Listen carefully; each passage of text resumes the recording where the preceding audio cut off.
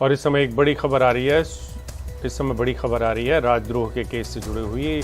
इसको लेकर पूरे केंद्र की सरकार से सवाल जवाब हो रहे थे और सुप्रीम कोर्ट में केंद्र सरकार ने खुद ने कहा है कि वो विचार करने के लिए तैयार है। लेकिन सुप्रीम कोर्ट ने ये अब पाबंदी एक तरीके से पूछा कि विचार में कितना समय लगेगा, आप समय सीमा बताइए। सरकार कह रही है कि समय सीमा इस तरीके से देना मुश्किल है। तो इसके ऊपर सुप्रीम कोर्ट और आगे चली गई है। सुप्रीम कोर्ट ने कहा है कि आप राज्यों को कहें कि 124A यानी कि 124A के तहत राजद्रोह के केस बंद करे लेना। और सुप्रीम कोर्ट ने ये भी साफ कर दिया है केंद्र की सरकार को कि विचार के लिए हम अनंत समय नहीं दे सकते हैं, यानी कि आपको एक समय सीमा तो तय करनी ही पड़ेगी 124A के लिए। शरद शर्मा हैं। शरद, राजद्रोह का मामला आईपीसी की 124A जो धारा है, इसे लेकर काफ़ी विवाद है लगातार और सुप्रीम कोर्ट में मसला चल रहा है। केंद्र सरकार ने समय मांगा, सुप्रीम कोर्ट ने आज क्या टिप्पणी की है केंद्र सरकार के इस आग्रह पर?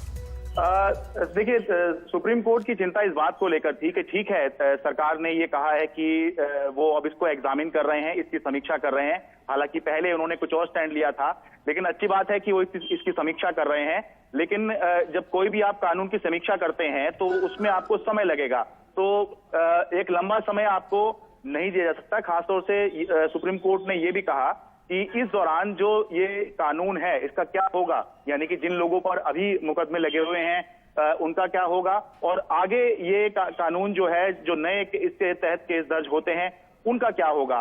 तो इस पर जो सॉलिसिटर जनरल थे उन्होंने समय मांगा कि आप मुझे कल तक का समय दीजिए, इंस्ट्रक्शन लेकर सरकार से इसके बारे में आपको सूचित करूंगा। क्योंकि केंद्र सरकार जो है वो लगातार ये कह रही है कि कोर्ट में कि हम इसकी समीक्षा कर रहे हैं और इसलिए जो है आप इसकी आगे सुनवाई ना करें। लेकिन कोर्ट ने ये कहा कि हम अनरीजनेबल नहीं हो सकते, हमें ये भी देखना है कि इस कानून का इस्तेमाल किस तरह से हो रहा है, खासतौर से तब जब अटॉर्नी जनरल ने जो महाराष्ट्र में राजद्रोह का केस दर्ज किया बीजेपी सांसद पर, उसका जिक्र भी किया था। यानी कि दोनों ही तरफ के जो लोग हैं, जो सत्ता पक्ष के लोग हैं, जो विपक्ष के लोग भी हैं, तो कोई कहीं सत्ता पक्ष में है, कोई विपक्ष में है, दोनों तरफ से ही इस कानून के गलत इस्तेमाल की खबरें जो हैं वो लगातार आ रही हैं।